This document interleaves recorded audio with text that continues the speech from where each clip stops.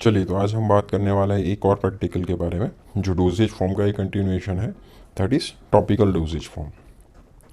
अभी topical doses form वो चीज़ है कि जो टॉपिकली लगाए जाते हैं। टॉपिकली इधर वो स्किन के भी लगाए जा सकते हैं या फिर कुछ डोजेज फॉर्म ऐसा होते हैं जो टॉपिकली म्यूकस मेम्ब्रेन के ऊपर भी अप्लाई किए जाते हैं। तो उस हिसाब से हम लोग थोड़ा डिफ्रेंशिएटिंग करेंगे कि स्किन के ऊपर लगाए जाने वाले मोस्टली टॉपिकल फॉर्म कौन कौन से हैं। तो हर एक के बारे में हम लोग ब्रीफ में फिर डिस्कशंस कर लेंगे। दैट इज़ क्रीम, ड्रेसिंग होता है, dusting powder, ear drops, liniment, paste, plaster और पोल्टिस।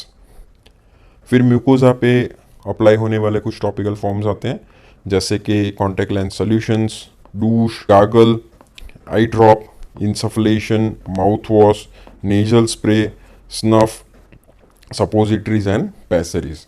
अभी जो जो इम्पोर्टेंट चीज़ है उसके बारे में हम लोग डिस्कशंस करेंगे। कुछ ऐसे टॉपिकल फॉर्म्स भी होते हैं जो स्किन और म्यूकोजा दोनों के ऊपर लगाए जाते हैं जैसे लोशन, जेली, ऑइंटमेंट और पेंट। तो सबसे पहले कॉमन आपको ट्रे में मिलेगा एक क्रीम मिलेगा कई बार एग्जामिनेशंस में यूजुअली। तो क्रीम आपने दिखा ही हुआ है, ऐसा फॉर्म होता है। और क्रीम जो होता है वो यूजुअली क्या होता है कि मोस्टली पाउडर के अंदर वाटर मिला के बनाया जाता है, एक पेस्ट बनाया जाता है। ठीक है, सेमी सॉलिड प्रिपरेशंस बनाए जाते हैं एक्सटर्नल एप्लीकेशंस के लिए, मोस्टली स्किन के ऊपर अप्लाई किए जाते हैं। और यहाँ पे ज़्यादा रब करने की ज़रूरत नहीं होती, तो कोई फ्रिक्शन अप्लाई करने की ज़रूरत नहीं होती। सिंपली जो अफेक्टेड एरिया है उसके ऊपर क्रीम अप्लाई किया जाता है। अलग अलग टाइप्स के होते हैं, मोस्टली एक्वस क्रीम्स भी होते हैं जिसमें वाटर कंटेंट ज़्यादा होता है, और थोड़ा ऑयल बेस्ड क्रीम्स भी होता है जैसे कोल्ड क्रीम्स होती है, नॉन मेडिकेटेड क्रीम होती है।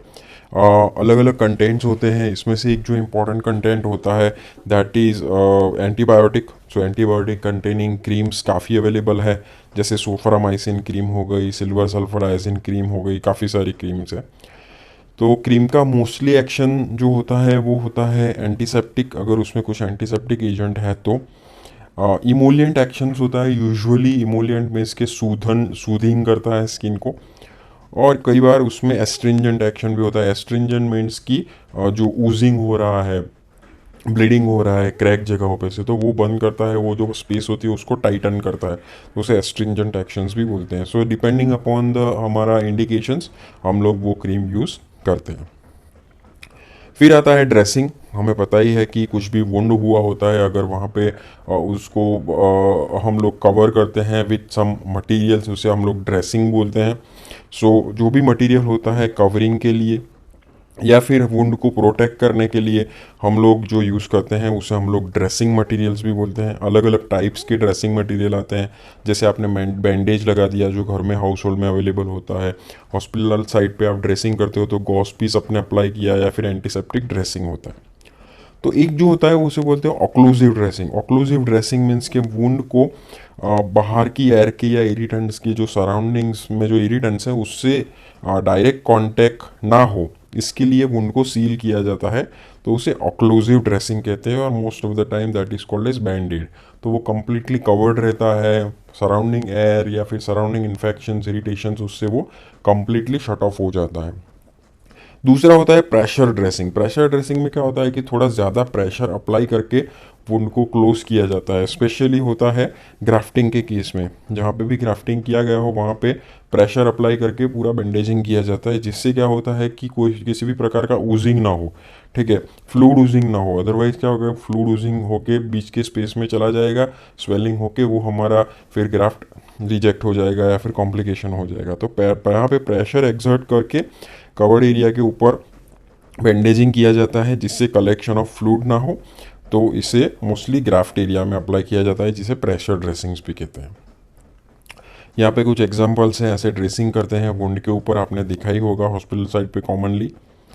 फिर होता है एंटीसेप्टिक ड्रेसन, जो मोस्ट कॉमनली होता है कि कोई भी वुंड हो गया हो, हम लोग कई बार एक्सीडेंट्स होता है कटने पे, छिलने पे, स्किल कुछ वो वहाँ पे एक एंटीसेप्टिक जो चीज़ होती है वो वहाँ पे अप्लाई करके या फिर क्रीम अप्लाई करके डायरेक्टली वुंड के ऊपर गॉस पीस रखा जाता है, तो उसे एंटीसेप्टिक ड्रेसिंग कहते हैं।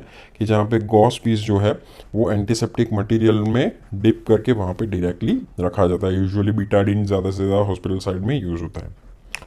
फिर होता है एक प्राइमरी वुंड ड्रेसिंग और secondary wound dressing. Primary wound dressing में क्या होता है कि ऐसे जो ड्रेसिंग मटेरियल है वो वुंड के डायरेक्ट कांटेक्ट में रहता है। जैसे हमने यहाँ पे एक एग्जांपल दिया कि वुंड के डायरेक्ट कांटेक्ट में जो गोस्पीस है उसके ऊपर रखा जाता है एंटीसेप्टिक मटेरियल में डिप किया हुआ।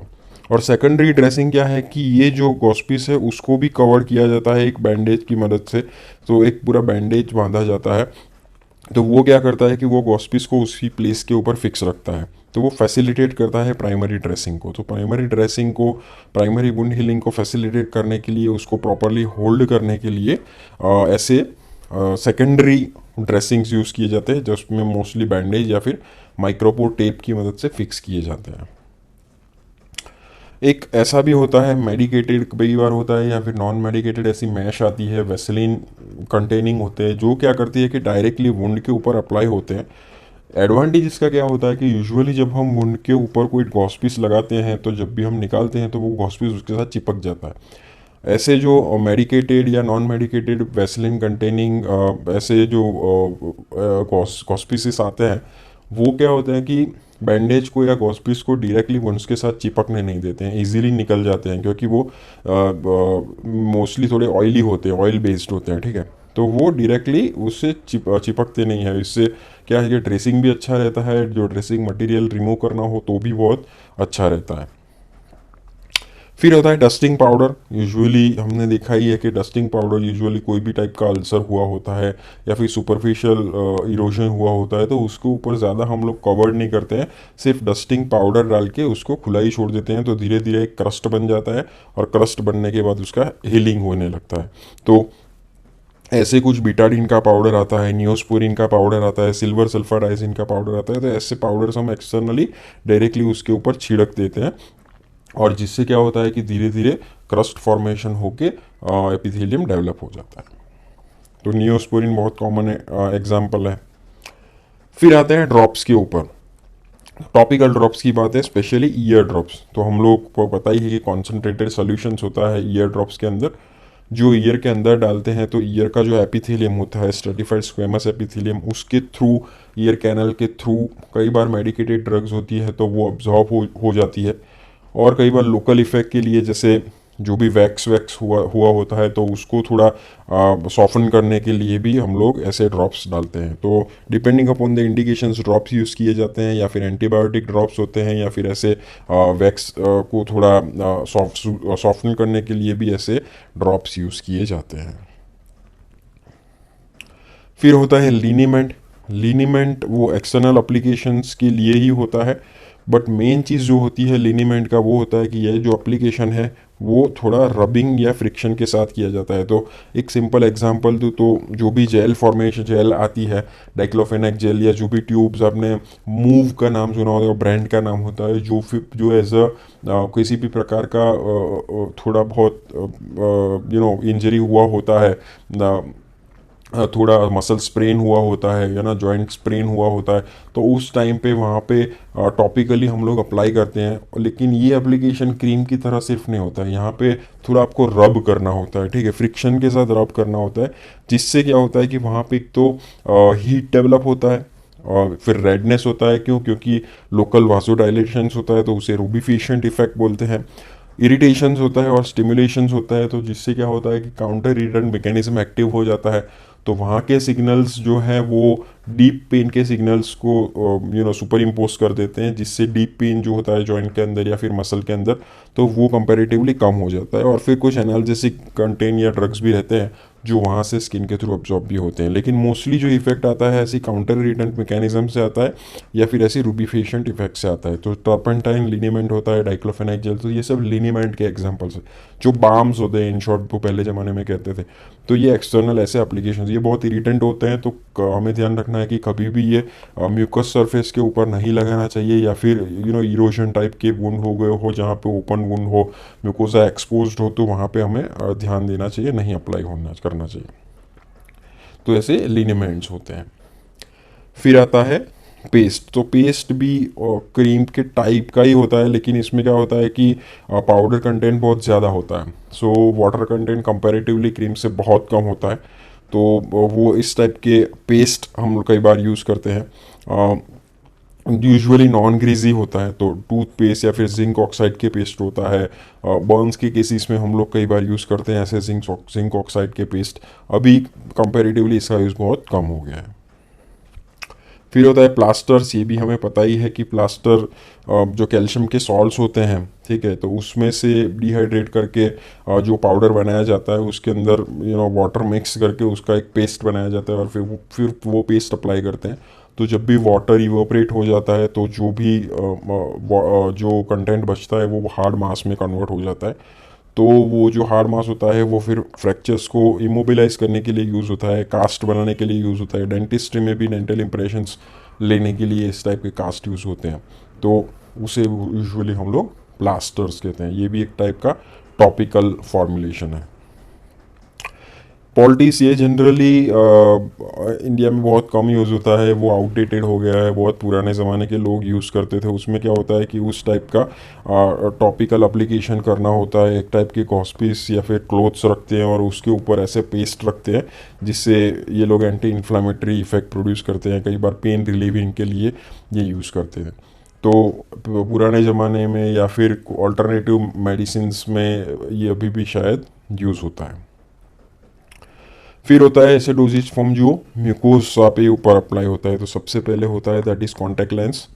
तो हमें पता ही है कि कॉन्टैक्ट लेंसेज का जो सॉल्यूशंस होते हैं वो अलग अलग टाइप्स के होते हैं। कुछ सिर्फ वेटिंग के लिए होते हैं या सोकिंग होते हैं, कुछ सॉल्यूशंस होते हैं क्लिनजिंग के लिए, कुछ कंबाइंड सॉल्यूशन होते हैं, ऑल पर्पस उनका होता है। तो उसमें HPMC यूज़ किया जाता है, hydroxy propyl methyl cellulose polyvinyl alcohol, इसका भी यूज़ किया जाता है। और जिससे क्या होता है कि ये सॉल्यूशंस कॉन्टैक्ट लेंस के ये पर्पस के लिए यूज़ होता है और इवेंचुअली डायरेक्टली आई के अंदर भी कॉन्टैक्ट हो तो ज़्यादा दिक्कत नहीं होती है। डूश, ये क्या होता है कि मेडिकेटेड सॉल्यूशंस कई बार जो कैविटी होती है अपनी जो वो कैविटी को क्लीन करने के लिए, इरिगेट करने के लिए यूजुअली होते हैं। तो कई बार ड्यूरिंग ऑपरेटिव प्रोसीजर्स भी यूज़ करते हैं, कई बार कैविटीज़ को क्लीन करने के लिए, इरिगेट करने के लिए यूज़ करते हैं। तो उसमें से क्या होता है कि वाटर या फिर एंटीसेप्टिक सोल्यूशन कंटेनिंग वाटर होता है जो ये सब इरिगेट करने के लिए यूज़ होता है। तो एंटीसेप्टिक इफेक्ट, एस्ट्रिंजिंग इफेक्ट, थोड़ा बहुत लोकल इरिटेटिव इफेक्ट क्रिएट करने के लिए ऐसे यूज़ होते हैं। वजाइनल डूसेज भी होते हैं, बीटाडीन सॉल्यूशंस वाले भी होते हैं जो कोई कैविटी जो होती है वहाँ पे इरिगेट करने के लिए यूज़ होता है, जैसे ब्लैडर को भी इरिगेट कर सकते हैं। फिर होते हैं गार्गल, कि एक्वस सॉल्यूशंस होता है जिसके अंदर जिसको एक्चुअली डाइल्यूट करके या कई बार नॉन डाइल्यूटेड भी यूज़ करते हैं। तो क्या होता है कि कुछ गार्गल्स मेडिकेटेड होते हैं, कुछ नॉन मेडिकेटेड होते हैं। तो यूजुअली थ्रोट इन्फेक्शंस में ये ज़्यादा यूज़ होते हैं। तो जो फेरिंजियल म्यूकोजा है वहाँ पे ऊपर वो इफेक्ट प्रोड्यूस करता है। अगर ड्रग कंटेनिंग या मेडिकेटेड कंटेनिंग है तो बैक्टीरियसीडल इफेक्ट क्रिएट करता है। अदरवाइज वो वहाँ पे हाइग्रोस्कोपिक एक्शंस भी रिलीज़ करता है। सोरनेस, ड्राइनेस वो सब है, वो सब कम करता है। तो नॉर्मली हम लोग जो घर पे यूज़ करते हैं that is salt water gargle, या फिर काफ़ी सारे अंदर ऐड करके आप लोग वो चीज़ बना सकते हैं, जैसे पोविडीन आयोडीन के भी गार्गल कर सकते हैं, क्लोरेक्सिडिन के भी गार्गल भी होते हैं, ठीक है। पोटेशियम परमैंगनेट डाल के भी एक सोल्यूशन बना के गार्गल्स किए जाते हैं। फिर होते हैं आई ड्रॉप्स, जो आई के अंदर कॉन्सेंट्रेटेड सॉल्यूशंस होता है डिपेंडिंग अपॉन उसकी स्ट्रेंथ वो यूज़ होते हैं। वो अलग अलग पर्पस के लिए यूज़ होते हैं। वो सिर्फ मॉइस्टनिंग के लिए भी कई बार यूज़ होते हैं इन ड्राई आइज़, या फिर कई बार मेडिकेटेड भी होते हैं, जो आई इन्फेक्शंस होते हैं उनको ट्रीट करने के लिए भी यूज़ होते हैं। फिर होता है इंसफलेशन। इंसफलेशन में क्या होता है कि जो भी बॉडी कैविटीज़ होती है वहाँ पे ब्लो किया जाता है, गैस ब्लो करते हैं या फिर पाउडर डालते हैं, तो उससे बोलते हैं इंसफलेशन। सो यूजुअली लेप्रोस्कोपी में एक होल जो वो रहता है कि जिससे अंदर से इंसफलेशन होता है और CO2 इंसफलेट किया जाता है और उसके बाद सर्जरी की जाती है। तो ऐसे कैविटी के अंदर CO2 इंसफलेशन करके फिर लेप्रोस्कोपिक ऑपरेशंस किए जाते हैं। माउथ वॉशेस होते हैं, again chlorhexidine, medicated non medicated mouth washes होते हैं जो यूजुअली क्लीनिंग पर्पस के लिए ज़्यादा यूज़ होते हैं, या फिर इन्फेक्शंस होता है तो उसको ट्रीट करने के लिए ऐसे यूज़ होते हैं। नेज़ल स्प्रे बहुत ही इंपॉर्टेंट एक फॉर्मुलेशंस हैं जो नेज़ल म्यूकोसा के अंदर आप डायरेक्टली अप्लाई करते हो।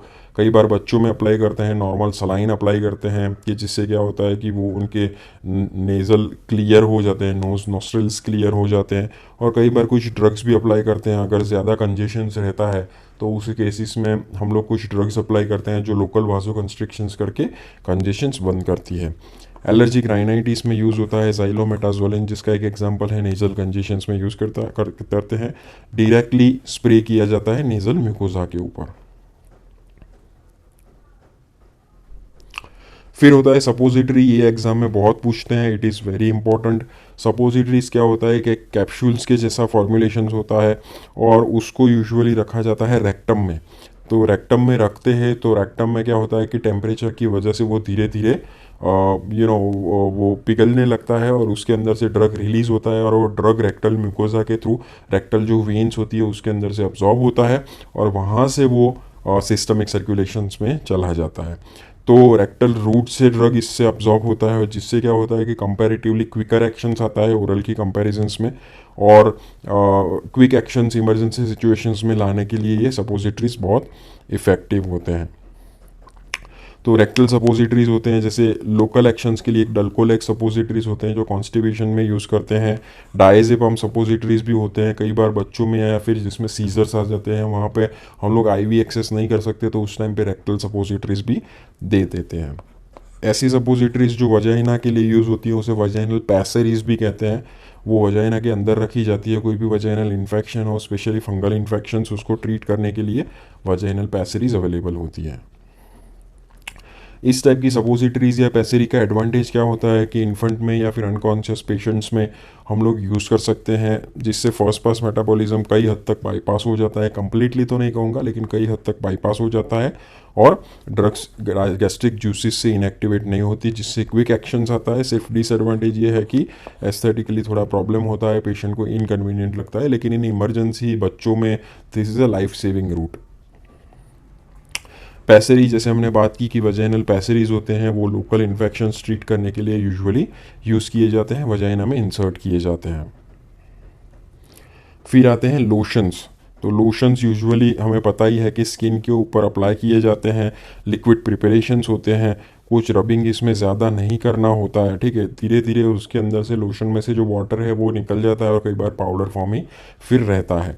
सो यूजुअली जो भी इरिटेशन ऑफ स्किन की कंडीशन है, स्किन इरिटेशन इसमें ज़्यादा होता है, प्रूराइटस होता है, ज़्यादा खुजली होती है, तो वहाँ पे लोशन अप्लाई करने के लिए हम लोग कहते हैं या फिर डॉक्टर प्रिस्क्राइब करता है, या फिर कई बार मेडिकेटेड लोशंस भी होते हैं। तो कुछ जो भी पैरासाइट्स होते हैं या स्किन के अंदर कुछ इन्फेक्शन हो गया हो उसको ट्रीट करने के लिए भी ऐसे लोशंस यूज़ किए जाते हैं।